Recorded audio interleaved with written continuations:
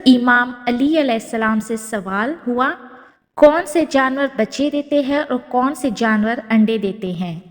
इमाम अली अलैहिस्सलाम ने जवाब दिया कि जिनके कान अंदर हैं वो अंडे देते हैं और जिनके कान बाहर है वो बच्चे देते हैं। वो आदमी जवाब सुनकर बैठा तो एक दूसरा आदमी खड़ा हो गया और यही सवाल दोहराया, कौन से जानवर बच्चे देते हैं और कौन से जानवर अंडे देते हैं। अब साइल बदला तो हज़रत अली अलैहिस्सलाम ने भी खैरात बदली, चूँकि हज़रत अली अलैहिस्सलाम कभी भी साइल को पुरानी खैरात नहीं देते, इसलिए हज़रत अली अलैहिस्सलाम का जवाब भी बदला। हज़रत अली अलैहिस्सलाम ने जवाब दिया, सुन, जो अपने बच्चों को दूध पिलाते हैं वो बच्चे देते हैं और जो अपने बच्चों को ग़ज़ा दाना खिलाते हैं वो अंडे देते हैं। दूसरा आदमी जवाब सुनकर बैठा तो एक तीसरा आदमी खड़ा हो गया और यही सवाल दोहराया, कौन से जानवर बच्चे देते हैं और कौन से जानवर अंडे देते हैं।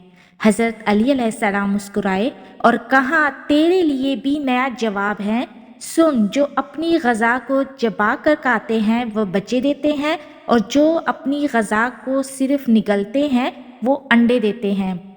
एक शख्स मौला अली के पास आया और उसने मौला अली से एक बहुत ही अजीब सवाल किया। उसने कहा, या अली, क्या अल्लाह के पास इतनी कुदरत है कि दुनिया को छोटा किए बिना और अंडे को बड़ा किए बिना पूरी दुनिया को अंडे में बंद कर दे।